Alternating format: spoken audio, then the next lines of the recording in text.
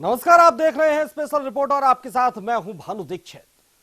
सियासत में ब्राह्मण काट, जी हां, हम बात करेंगे आज उत्तर प्रदेश की। यूपी की राजनीति ने अपने राह बदलनी शुरू कर दी है। यह राह है ब्राह्मणों के नाम पर सत्ता की बुलंदी हासिल करने की जुगत। उत्तर प्रदेश में ब्राह्मणों को रिझाने की तैयारी में अब एसपी, बीएसपी, कांग्रेस के बाद अब बीजेपी भी शामिल हो गई है। कानपुर के बिकरू गांव में विकास दुबे और उसके साथियों के एनकाउंटर के बाद यूपी में ब्राह्मणों को लुभाने की कवायद तेज कर दी गई है। हालिया घटनाक्रम में समाजवादी पार्टी के अखिलेश यादव ने परशुराम की विशालकाय मूर्ति लगाने की बात कही, तो मायावती ने जगह जगह परशुराम की मूर्ति लगाने की बात कहकर मामले को हवा दे दी। कांग्रेस ने परशुराम जयंती पर सार्वजनिक अवकाश की मांग कर डाली, तो फिर समाजवादी प्रमुख अखिलेश यादव ने विष्णु के सभी अवतारों को यादवों से जोड़ दिया। कुल मिलाकर शिक्षा, रोजगार, महिला सुरक्षा जैसे जरूरी मुद्दे छोड़कर ब्राह्मणों को लुभाने का क्रम जारी है और इसके लिए हर पार्टी अपनी तरह से दांव आजमा रही है।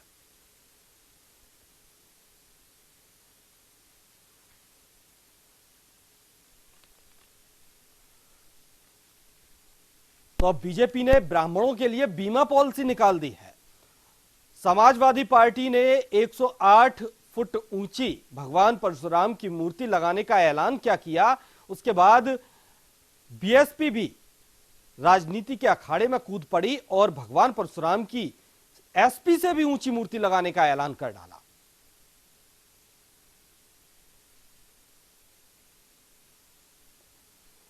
लेकिन इन सब बातों पर गौर करने वाली बात यह है कि क्या यह टाइमिंग जो ब्राह्मण को लेकर ब्राह्मण कार्ड फेंका जा रहा है, जो सोशल इंजीनियरिंग की जा रही है, क्या यह टाइमिंग परफेक्ट है? क्योंकि 2 साल बाद उत्तर प्रदेश में चुनाव होने हैं और क्या 2 साल तक यह मुद्दा हावी रहेगा या विकास का मुद्दा वापस लौट आएगा?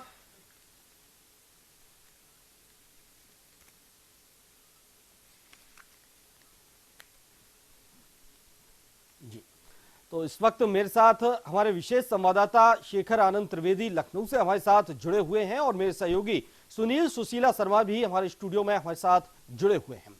सबसे पहले शेखर आनंद त्रिवेदी, आपसे सवाल कि अचानक से ब्राह्मण कार्ड खेला जाने लगा है उत्तर प्रदेश की राजनीति में, लेकिन इसकी टाइमिंग देखिए। एक तरफ जहां राम मंदिर का भूमि पूजन हुआ और दूसरी तरफ जब विकास दुबे की एनकाउंटर हुआ, उसके गुर्गों को मारा गया, उसके बाद से जो ब्राह्मण समाज में आक्रोश उठा था उसका कहीं ना कहीं राजनीतिक फायदा लेने के लिए यह सब किया जा रहा है कि या वाकई में ब्राह्मणों की चिंता है राजनीतिक पार्टियों को?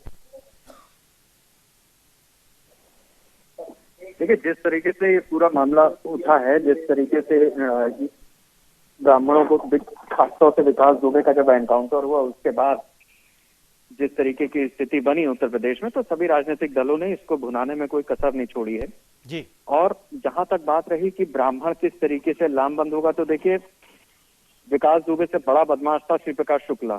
98-90 के दशक में उसका भी एनकाउंटर हुआ था और तब भी बीजेपी की ही सरकार थी जी। तो ये कहना कि बीजेपी ब्राह्मणों को मार रही है या उसका एनकाउंटर करी, जो भी बदमाश है उसका अगर एनकाउंटर होता है तो ब्राह्मण ऐसा भी नहीं है कि वो उस तरह से उस चीज को देखेगा। लेकिन पिछले मंडल कमीशन के बाद से जिस तरीके से आरक्षण का पूरा देश में लागू हुआ, उसके बाद से ये बात सही है कि आज की तारीख में बहुत केवल ब्राह्मण ही नहीं, सवर्ण वर्ग ऐसा है जिसको सरकार से ज्यादा अपेक्षा है, क्योंकि जो सवर्ण वर्ग है उसकी स्थिति पहले की बनस्पत कमजोर हुई है, खासतौर से आर्थिक लिहाज से, और वो उसमें रिकवरी करना चाहता है। वो चाहता है कि कुछ ना कुछ इस तरीके की स्थितियां बने, कुछ ना कुछ ऐसा सरकार की तरफ से हमें मिले जिससे हमारी भी जो वर्तमान स्थिति है उसमें कुछ सुधार। बिल्कुल बिल्कुल शेखर, लेकिन यहाँ एक बात देखने वाली बात होगी कि उत्तर प्रदेश में कभी ब्राह्मणों को कांग्रेस का वोट बैंक माना जाता था, लेकिन आज हर पार्टी ब्राह्मणों को रिझाने की कोशिश कर रही है। तो क्या ब्राह्मण एक ऐसा वोट बैंक बनकर रह गया है जो सत्ता पर काबिज करने के लिए एक मुख्य अहम भूमिका निभाता है, या ब्राह्मण जो कभी कांग्रेस का वोट बैंक हुआ करता था वो कांग्रेस के हाथ से निकल चुका है?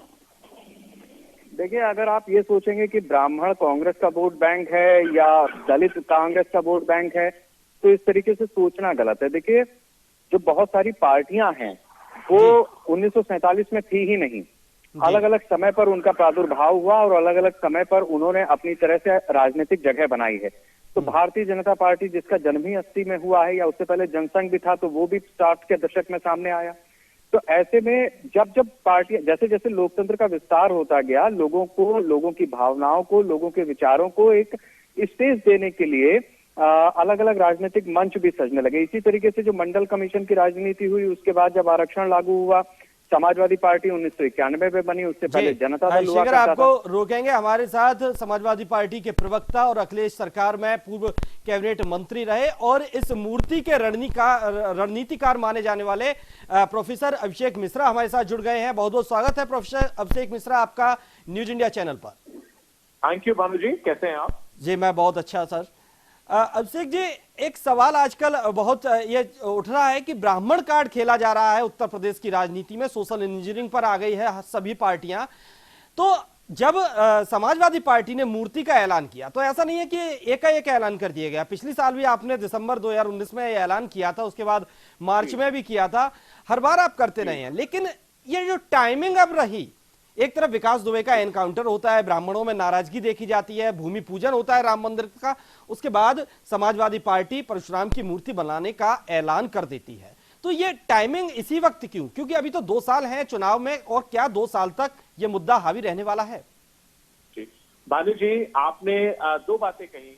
सबसे पहले तो मैं कहना चाहूंगा कि भगवान परशुराम की 108 फीट की दुनिया की सबसे बड़ी प्रतिमा जो हम लगाने जा रहे हैं, ये भगवान परशुराम चेतना पीठ के तत्वावधान में लग रही है जी। इसमें आपने जैसा स्वयं कहा, आपने बहुत अच्छी रिसर्च कर रखी है कि हमने पहली बार इसकी घोषणा दिसंबर 2019 में की थी, फिर उसको दोहराया था। चाणक्य परिषद का कार्यक्रम होता है अयोध्या में फरवरी में, मार्च में बंबई में बहुत बड़ा कार्यक्रम किया था हमने इसके लिए, उसमें हमने इसको घोषणा की थी। सारे ऑफिशियल मीडिया ने छापा था सब जगह। और उसके बाद अभी 6 तारीख को हम लोगों ने मीटिंग लगाई थी, और जो प्रमुख कारीगर हैं, जो बड़े कलाकार हैं, जो ब्रॉन्ज की मूर्तियों का काम करते हैं जी, उनके माध्यम से हमने उनकी मीटिंग रखी थी जयपुर में। और बाई चांस वो 6 तारीख तय हुई थी, क्योंकि 5 हम लोग बड़े कलाकारों से मिलना चाह रहे थे। ऐसे लोग हैं जिनको प्रधानमंत्री जी ने सम्मानित किया है, राष्ट्रपति ने सम्मानित किया है, पद्मश्री मिल चुका है।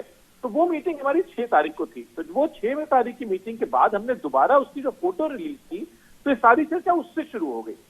और इसका बाकी किसी से भी किसी तरीके के राजनीति से कोई लेना देना नहीं। जब ये नहीं था, अभी आपने स्वयं माना, हमने दिसंबर में इसकी घोषणा की थी। तो दिसंबर में तो ना विकास दुबे, किसी को पता भी नहीं था विकास दुबे है कौन, लोग नाम, मैं तो नाम जीवन में पहली बार सुना उसका इस समय। तो इसका इससे कोई लेना देना नहीं है। और मैं इतना निवेदन करना चाहूंगा कि कोई भी आदमी ब्राह्मण को क्रिमिनल की नजर से न देखे, ब्राह्मण के साथ क्रिमिनल शब्द का इस्तेमाल न करे। क्रिमिनल क्रिमिनल होता है, उसकी जात नहीं होती जी। तो यानी कि इसका ब्राह्मण वोट से लेना कोई भी लेना देना नहीं है। भानु, अभिषेक जी से एक सवाल मैं लेना चाहूंगा। अभिषेक जी नमस्कार, मैं शेखर त्रिवेदी बोल रहा हूँ। जी सुरेश साहब बताएं। जी अभिषेक जी, आपका जो बैकग्राउंड रहा है, आप खुद IIM में प्रोफेसर रहे हैं, जो पिताजी रहे हैं वो प्रशासनिक अधिकारी रहे हैं, लंबा तजुर्बा है उत्तर प्रदेश को करीब से देखने का, आपका और आपके परिवार का भी। सवाल ये है कि केवल ब्राह्मण ही नहीं, सवर्ण उत्तर प्रदेश में एक उम्मीद कर रहा है। तो क्या समाजवादी पार्टी के पास इस समय कोई योजना है ऐसी जिससे सवर्ण अपने आप को जोड़ सके? क्योंकि यादवों की ही पार्टी मानी जाती रही है समाजवादी पार्टी, और प्लस MY फैक्टर यानी यादव और मुस्लिम का कॉम्बिनेशन। तो उससे आगे की रणनीति, क्योंकि आप इस समय एक जिम्मेदार पद पर हैं, क्या देखते हैं? जी त्रिवेदी साहब, आप जानते हैं, उत्तर प्रदेश को अच्छे से पहचानते हैं, समझते हैं। उत्तर प्रदेश में समाजवादी पार्टी ने 4 बार सरकार बनाई। कोई भी आदमी, कोई भी सरकार नहीं बन सकती जब तक उसको हर आदमी वोट न दे, चाहे हम धर्म की नजर से देखें, चाहे समाजों की नजर से देखें। कोई भी, जब भी समाजवादी पार्टी ने सरकार बनाई होगी, आज भाजपा सरकार चला रही है या पहले बसपा ने बनाई या कांग्रेस ने बनाई थी, उसको सारे वोट मिलते हैं, तब सरकार बनती है। कम से कम 30-35-40% वोट मिलता है। तो इसको मैं पहली चीज तो ये कहना चाहूंगा कि हमारी पार्टी पे कोई ऐसी बंदिश नहीं है, लेकिन हाँ, लोगों ने प्रोपेगेंडा जरूर किया, और ये propaganda largely Bharatiya Janata party ने किया। इस अपने राजनीतिक लाभ के लिए किया, क्योंकि वो चाहते हैं कि धर्म और जाति में लोग बटे, समाज बटे, जिससे कि भारतीय जनता पार्टी उनको अपना एक कॉमन यूनाइटिंग थीम पे उनको इकट्ठा कर सके। ऐसा बिल्कुल नहीं है। समाजवादी पार्टी में सब लोग हैं, हम जैसे लोग। मुझको आपने स्वयं कहा, मेरे फादर भारत सरकार से रिटायर हुए, गवर्नमेंट ऑफ इंडिया से। उसके बाद हम लोग, मैं IIM अहमदाबाद में पढ़ा रहा था, लंदन, कैम्ब्रिज, अमेरिका का पढ़ा हुआ हूँ। और वो छोड़ के हम लोगों को राजनीति में लाए, कैबिनेट मंत्री बनाया, आज राष्ट्रीय सचिव बना रखा है, प्रवक्ता हूं। तो ये समाजवादी पार्टी में हम जैसे लोग हैं, ऐसा नहीं है कि प्रोफेसर श्री मिश्रा अकेला उदाहरण नहीं, ऐसे कई उदाहरण हैं। हम सबकी राजनीति करते हैं, सबको साथ लेके चलना चाहते हैं। और जो एजेंडा की बात आपने कही आने वाले वक्त की, उसमें मैं 3 चीजों पे आपको बताना चाहूंगा। हमारे जो माननीय पूर्व मुख्यमंत्री जी हैं अखिलेश जी, उनका जो बेसिक जोर रहता है, सबसे पहला उनका है infrastructure investment and investment in individuals. Investment हमें करना चाहिए इंफ्रास्ट्रक्चर में और इंडिविजुअल्स में, दोनों काम। इंडिविजुअल इन्वेस्टमेंट में आप कह सकते हैं, चाहे शिक्षा की बात हो, चाहे सुरक्षा की बात हो, चाहे स्वास्थ्य की बात हो, चाहे प्रिवेंटिव मेडिसिन की बात हो, कम्युनिटी हेल्थ की बात हो, पुलिसिंग की बात हो। और जो इंफ्रास्ट्रक्चर इन्वेस्टमेंट है उसमें चाहे सड़कें हो, एक्सप्रेसवेज हो, मेट्रो हो, रेलवे ब्रिजेस हो, दूसरा रोजगार और तीसरा किसान। 3 मेन एजेंडा है उनके, इन्वेस्टमेंट, फार्मर्स एंड यूथ। हम इन IFY इसी फैक्टर पे काम करते हैं और सबको, इसमें हर समाज की बात है, सबको लेके चलना चाहिए। ठीक है, बिल्कुल। इस वक्त मैं रोकने चाहूंगा, हमारे साथ अशोक पांडे जी भी जुड़ गए हैं, बीजेपी प्रवक्ता हैं। बहुत बहुत स्वागत है अशोक जी आपका न्यूज इंडिया पर। नमस्कार जी। और के पांडे जी भी हमारे साथ कांग्रेस से जुड़ गए हैं, कांग्रेस प्रवक्ता हैं। के पांडे जी, बहुत बहुत स्वागत है आपका न्यूज इंडिया चैनल पर। बानू अभिषेक जी से मैं एक सवाल पूछना चाहता हूं। अभिषेक जी, सुनील सुशीला शर्मा बोल रहा हूं, न्यूज इंडिया से ही बोल रहा हूं। अभिषेक जी, हो सकता है आपकी बात बिल्कुल सही है कि आपने दिसंबर में ही डिसाइड कर लिया था कि परशुराम जी की एक बड़ी मूर्ति लगानी है, ये बात सही है, और उस सिलसिले में आप आगे काम भी करते जा रहे हैं। परंतु ये तो आप मानते हैं कि जैसे ही आपने घोषणा किया, जैसे ही आपने इस पे काम शुरू किया, बाकी लोग ब्राह्मणों को लुभाने के लिए वो भी कुछ इसी तरह के वादे करने लगे, तब अब जाकर तो ब्राह्मण अपने आप में एक मुद्दा बन गया। देखिए, मुझे लगता है सबसे पहले माननीय मायावती जी, जो उत्तर प्रदेश में 4 बार मुख्यमंत्री रही हैं, बहुत बड़ी सीनियर लीडर हैं, उन्होंने ये बात कही और उन्होंने ये कहा कि हम इससे भी ज्यादा भव्य जैसी मूर्ति हम लोग लगाने जा रहे हैं भगवान परशुराम चेतना पीठ की तरफ से, उससे भी ज्यादा भव्य मूर्ति वो लगाएंगी, लेकिन जब सरकार बनेगी तब लगाएंगी जी। अभी आपने देखा 2 दिन पहले उनके घरों पे मूर्तियां उतर रही थी जो कि किसी और की थी, भगवान की नहीं थी। हम लोगों ने सोचा शायद उन्होंने घोषणा की और 2 दिन में मूर्तियां लगनी शुरू हो गई, लेकिन 2 दिन बाद जब पता लगा तो पता लगा कि नहीं, वो तो उनकी स्वयं की मूर्तियां उतर रही थी। अपनी मूर्ति आज लगवा रही हैं और भगवान परशुराम की तब लगवाएंगी जब सरकार बनेगी। वो 3 बार पहले भी भारतीय जनता पार्टी के साथ सरकार बना चुकी है। उनकी जो पिछली सरकार थी, जो बहुमत की सरकार थी अकेली, जिसको लोग कहते हैं कि ब्राह्मणों ने बनवाया, तब भी अगर उन्हें लगाना होता तो लगा देते। लेकिन मुझे लगता है ये सिर्फ घोषणा ही घोषणा है, इसमें कोई सच्चाई नहीं है। चलिए, मतलब जो मूर्ति का कद जो असल में बढ़ता जा रहा है पार्टियों का, वो कहीं ना कहीं पद के लिए तो हो ही रहा है। अच्छा, आप पद की बात करें, मैं आपसे कहता हूं, आप आज भारतीय जनता पार्टी वाले लगा दें, सबसे बड़े कद की लगा दें। 5 साल की सरकार है, इनके पास 25 लाख करोड़ का बजट है, ये 251 फीट की मूर्ति लगा दें, मैं भी वहीं पूजा पाठ करने चला जाऊंगा। अभिषेक मिश्रा जी, आपके इसी सवाल का जवाब ले लेते हैं। बीजेपी प्रवक्ता हमारे साथ जुड़े हुए हैं अशोक पांडे जी। आप सुन रहे थे प्रोफेसर अभिषेक मिश्रा जी को, क्योंकि अब तो बीजेपी ने भी ये कह दिया है कि हम ब्राह्मणों का बीमा करवाएंगे, तो क्या ब्राह्मणों को रिझाने के लिए पूरी राजनीति हो रही है? क्या ब्राह्मण वोट कार्ड को, क्योंकि अदर पार्टीज ने जो ऐलान किया है उसके बाद आपकी तरफ से भी ऐलान आता है, आप अब मूर्ति लगवाएंगे, बीजेपी लगवाएगी?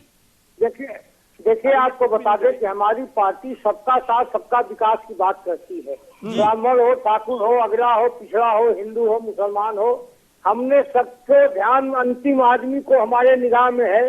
अंतिम आदमी को ध्यान में रख के हम कोई भी योजना बताते हैं, चाहे जनधन योजना हो, चाहे उज्ज्वला योजना हो, चाहे आयुष्मान योजना हो, चाहे गांव-गांव में शौचालय बनाना हो। हम जात की बात नहीं करते, जात की बात वो लोग करते हैं जो राम मंदिर बनाने पर राम भक्तों के लहू से सरजू को लाल कर देते हैं। ब्राह्मण बीमा योजना क्या है सर? अशोक पांडे जी, जात की बात नहीं है। पूछिए सुदामा दिमाग में है कि नहीं? अशोक पांडे जी, जब तो हनुमान जी की जाति बताने की क्या जरूरत थी मुख्यमंत्री को? लेकिन आप भी तो उसी लाइन के हैं। अखिलेश जी ने कह दिया कि किसी भी ब्राह्मण का काम मत करो जब उनकी हनुमान जी को आदिवासी बताया था मुख्यमंत्री उत्तर प्रदेश ने, क्या जरूरत थी उसकी? मगरमच्छ के आंसू बहाने लगे। जिनके पिता ने सरयू की धरती को लाल किया राम भक्तों के लहू से, और मर्यादा पुरुषोत्तम का मंदिर का विरोध करने वाले बात करते हैं। अरे सुदामा की बात करो, चाणक्य की बात करो, सुदामा की बात करो मेरे भाई। ठीक है अशोक पांडे जी, अशोक पांडे जी, व्यवस्था कैसे हो? राम मंदिर बन रहा है, राम मंदिर का निर्माण हो रहा है, अब उसके बाद परशुराम पर राजनीति अटकी है उत्तर प्रदेश के केंद्र की, तो क्या उत्तर प्रदेश में जिस तरह से मूर्तियों की ऐलान हो रहा है, क्या बीजेपी भी ऐसा कोई ऐलान करती है? जी नहीं, हम जब से विकास दुबे नामक दुर्दांत अपराधी का काउंटर हुआ है जी, और उसने अपनी जिंदगी में सबसे ज्यादा हत्याएं ब्राह्मणों की एक सीओ की हत्या उसने इसलिए किया मिश्रा जी की कि उसने लंगड़ा कह दिया, उसका पैर काटा। जब से उसका काउंटर हुआ है तब से इन लोगों के पेट में दर्द हो गया है। महान गांधीवादी विचारक नजर आने लगे विकास दुबे। चलिए अशोक जी सुदामा की बात कर लेते विकास हैं। दुबे एक अपराधी था, और अगर अपराधी का एनकाउंटर होता है तो शायद किसी को इसको लेकर दर्द नहीं होना चाहिए, लेकिन इन लोगों को हो रहा है। अशोक जी विकास दुबे को छोड़ दीजिए, अशोक जी विकास दुबे को छोड़ दीजिए, आइए सुदामा की बात करते हैं। चलिए आप बताइए कि जो सुदामा ब्राह्मण है, सुदामा मतलब कि जो गरीब ब्राह्मण है, उनके लिए फिर क्या योजनाएं तैयार हुई है? मत बनाइए मूर्ति। निश्चित तौर पे किसी भी जाति का जो भी सुदामा है हम उसके लिए व्यवस्था कर रहे हैं, उसके विकास की बात कर रहे हैं। परंतु जब टिकट बांटा जाता है तब तो जाति को देखा जाता है कि वहां पर कौन सा जाति के लोग ज्यादा हैं, तब उस प्रकार से टिकट बांटा जाता है। और जब वो जाति वाले बात करें तो आप कहते हैं हम जात की बात नहीं करते, ऐसा क्यों? भारतीय जनता पार्टी जाति पर विश्वास नहीं करती, वो कर्मठ कार्यकर्ता को टिकट देती है, कर्मठ कार्यकर्ता जीत के आते हैं। हम तो सबका साथ सबका विकास वाले हैं, अभी तो ये लोग खाली विकास वाले हैं। तो फिर आपने ओम प्रकाश राजभर को मंत्रिमंडल से बाहर करने के बाद अनिल राजभर को मंत्री क्यों बनाया? हमने इसलिए बनाया कि वो जातिवाद। के पांडे जी से भी संपर्क जुड़ गया है जी। के पांडे जी, सबसे पहले उत्तर प्रदेश में जो उत्तर प्रदेश की राजनीति में जो मूर्तियों को लेकर राजनीति शुरू हुई, कांग्रेस ने शुरू की। परशुराम को लेकर जितिन प्रसाद कहते हैं कि छुट्टियां क्यों खत्म कर दी गई जी, तो क्या अब एक बार फिर से ब्राह्मणों को लुभाने के लिए कोशिश की जा रही है कांग्रेस की ओर से? कांग्रेस पार्टी किसी को लुभाने और किसी को दूर करने में बहुत विश्वास नहीं करती है। कांग्रेस पार्टी का इतिहास रहा है कि हमने उत्तर प्रदेश में 11 बार ब्राह्मण मुख्यमंत्री दिया, 6 मुख्यमंत्री 11 बार, दोनों में अंतर समझिएगा, हमने दिया। और हम कह रहे हैं 89 के बाद जितने भी राजनीतिक दल हैं ये करें घोषणा कि हम ब्राह्मण मुख्यमंत्री दे रहे हैं, ये बताएं कि हम ब्राह्मण मुख्यमंत्री दे रहे हैं। हम तो अभी भी कह रहे हैं कि शीला दीक्षित को अपना उम्मीदवार बनाया था। हम तो जब भी देखिए हमारे यहाँ ये नहीं है, हमारे यहाँ सबको सर्व धर्म संभाव। उप मुख्यमंत्री तो इस वक्त भी उत्तर प्रदेश के ब्राह्मण ही है के पांडे जी। कौन ब्राह्मण उत्तर प्रदेश का मुख्यमंत्री है भैया? कौन सी सूचना आप दे रहे हैं जी? इस समय उत्तर प्रदेश में कौन ब्राह्मण मुख्यमंत्री है? उप मुख्यमंत्री दिनेश शर्मा जी। मैंने उप मुख्यमंत्री कहा। मुख्यमंत्री में उप मुख्यमंत्री और अरे मेरी बात सुनिए, जवाब ले लीजिए, जवाब ले लीजिए। उप मुख्यमंत्री और मुख्यमंत्री में जमीन आसमान का अंतर होता है, और उप मुख्यमंत्री संवैधानिक कोई पद नहीं है, यह कैबिनेट मंत्री होता है। तमाम कैबिनेट मंत्री है, वैसे ही दिनेश शर्मा भी एक कैबिनेट मंत्री है। और दिनेश शर्मा के बारे में पूरा लखनऊ, पूरा प्रदेश जानता है। ऐसी स्थिति में भारतीय जनता पार्टी ने कल्याण सिंह को बनाया, राम प्रकाश गुप्ता को बनाया। भारतीय जनता पार्टी ने अजय सिंह को इस समय बना रखा, राजनाथ सिंह को बनाया। और ऐसी स्थिति में वो कौन सी परिस्थिति ऐसी कि आप केवल ब्राह्मण का हो? अरे अटल बिहारी वाजपेयी को प्रधानमंत्री बनाया भैया। अटल बिहारी वाजपेयी को भाजपा ने प्रधानमंत्री नहीं बनाया, अटल नहीं, कांग्रेस और सपा ने मिलकर बनाया। कि वह भाजपा को दिल्ली तक शीर्ष नेतृत्व तक ले गए, यह भाजपा के ऊपर अटल बिहारी वाजपेयी।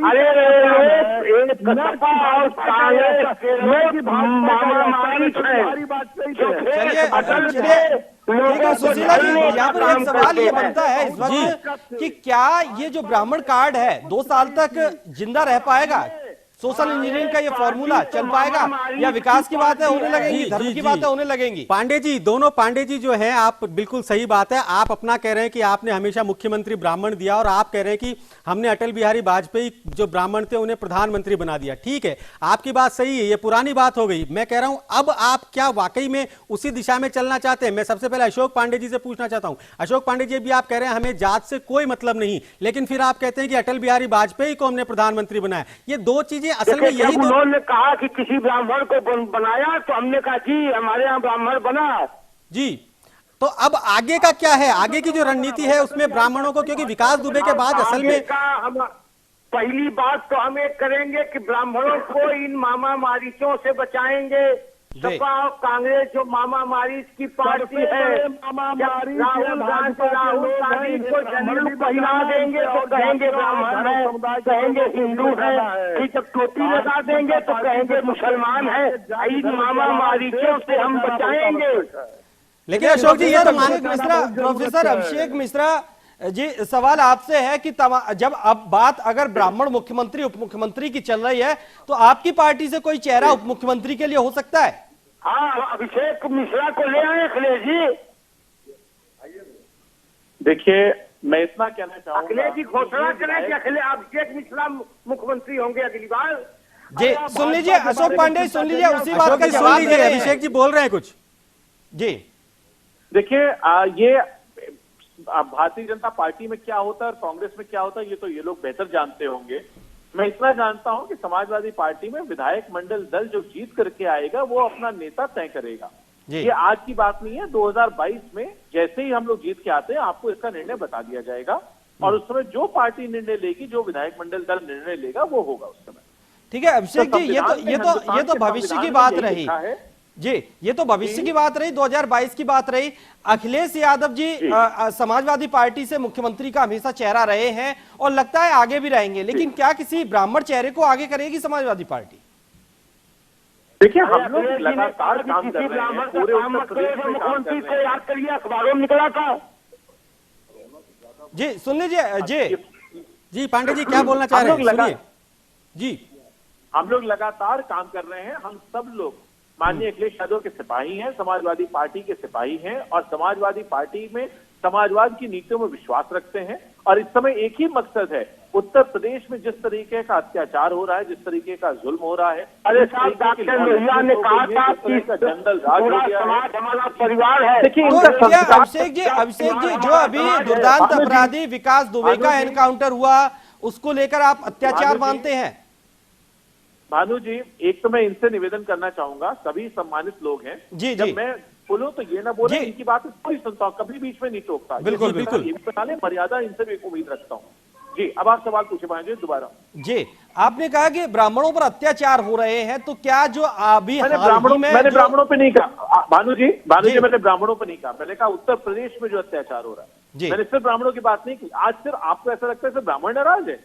अरे आज बीजेपी वालों की हालत इसलिए खराब है क्योंकि इनको पता है पूरा उत्तर प्रदेश नाराज है, नौजवान नाराज है, रोजगार नहीं मिल रहा, किसान नाराज है, व्यापारी नाराज है, दुकानदार नाराज है, रेहड़ी ठेला लगाने वाला नाराज है, हर वर्ग नाराज है, अफसर नाराज है। जितना अत्याचार इन्होंने इस समय सरकारी कर्मचारियों पे कर रखा है, वकीलों पे कर रखा है, उतना आज तक कभी हुआ ही नहीं। इनसे हर वर्ग आज नाराज है, मैं उसकी बात कर रहा हूँ। मैं आप रिकॉर्ड देख लेना, मैंने किसी शब्द का इस्तेमाल नहीं किया। अब मैंने आपसे कहा वो मेरी आस्था का, मैं राजनीति करता हूँ, ये मेरा काम है, लेकिन भगवान परशुराम मेरे विश्वास है, मेरी आस्था है, मेरी पूजा है। तो मैं ये दो काम अलग अलग करता हूँ। आप पत्रकारिता करते इसका मतलब थोड़ा जब पूजा नहीं करते होंगे। अभिषेक जी असल में देखिए, भारतीय जनता पार्टी वालों का चाल चरित्र चेहरा ये कि जहां धर्म की बात कर लीजिए वहां इनको राजनीति सुनाई पड़ती है, क्योंकि जानते ही सिर्फ यही है, सिर्फ धर्म की और जात की राजनीति करते हैं। इनके मुख्यमंत्री बताते हैं हनुमान जी की जाति, जो कि शिव के अवतार थे। तो इनकी सोच यही है, ये कुछ नहीं कर पाएंगे। आप इनसे सुरक्षा की बात करिए, या आपको हिंदू मुसलमान बताएंगे। आप इनसे स्वास्थ्य की बात करिए, मंदिर मस्जिद की बात करेंगे। आप इनसे पूछ लीजिए भाई रोजगार का क्या हुआ, 14 करोड़ 15 करोड़ नौकरियां कहां गई, तो ये बताएंगे कि दिवाली पे बिजली नहीं आती, रमजान में आती है। आप इनसे कोई दूसरा सवाल पूछ लीजिए शिक्षा और उसकी नीति का, तो बताएंगे पाकिस्तान में क्या हो रहा है। इनको सिर्फ यही आता है, दूसरा कुछ आता ही नहीं। जनता पाकिस्तान के साथ जाके खड़े हो जाते हैं। अब जवाब अभिषेक जी जवाब ले लेते हैं अशोक पांडे जी से। जी अशोक जी, नहीं, मैं कब कहना है कि जी अशोक पांडे जी तमाम आरोप आपके ऊपर लगे, तमाम वर्ग आपसे नाराज है, ये कहा जा रहा है समाजवादी पार्टी की तरफ से। भानु जी, इसमें मैं आपका संरक्षण चाहूंगा। इन्होंने कहा कि मैं जाकर के चाइना के साथ खड़ा हो जाता हूँ। मेरा या तो एक बयान ये दिखा दे या पूरे देश के सामने माफी मांगे कि झूठ बोल रहे हैं। मेरा एक बयान दिखा दीजिए। गलत बात बयान ही करते हैं बीजेपी वाले। अशोक जी माफी चाहेंगे अगर आप ऐसा कह रहे हैं तो किस आधार पर आप कह रहे हैं ऐसा? देखिए, कांग्रेस पार्टी नहीं, देखिए किसी की छवि खराब करना हमारा मकसद नहीं है।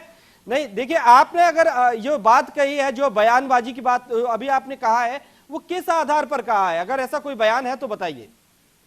मेरा एक हर मुद्दे पर आज तक के मेरे भारतीय, जब हमारी सरकार चाइना के खिलाफ काम करती है तो कांग्रेस पार्टी के जो नेता है वो चाइना की प्रोफेसर अभिषेक मिश्रा समाजवादी पार्टी से हैं। अशोक जी, समाजवादी पार्टी पे नहीं कहा, मैंने समाजवादी पार्टी पे चलिए अशोक जी आपने नहीं कहा, उस बात को छोड़िए। हम बात ये कह रहे हैं कि अभिषेक मिश्रा जी ने कहा कि केवल ब्राह्मण नहीं, उत्तर प्रदेश की पूरी जनता इस समय बीजेपी से नाराज है, कांग्रेस नाराज है, किसान नाराज हैं, सारे वर्ग नाराज हैं। इसका जवाब असल में हम जानना चाहते हैं कि क्यों ये ऐसा क्यों कह रहे हैं?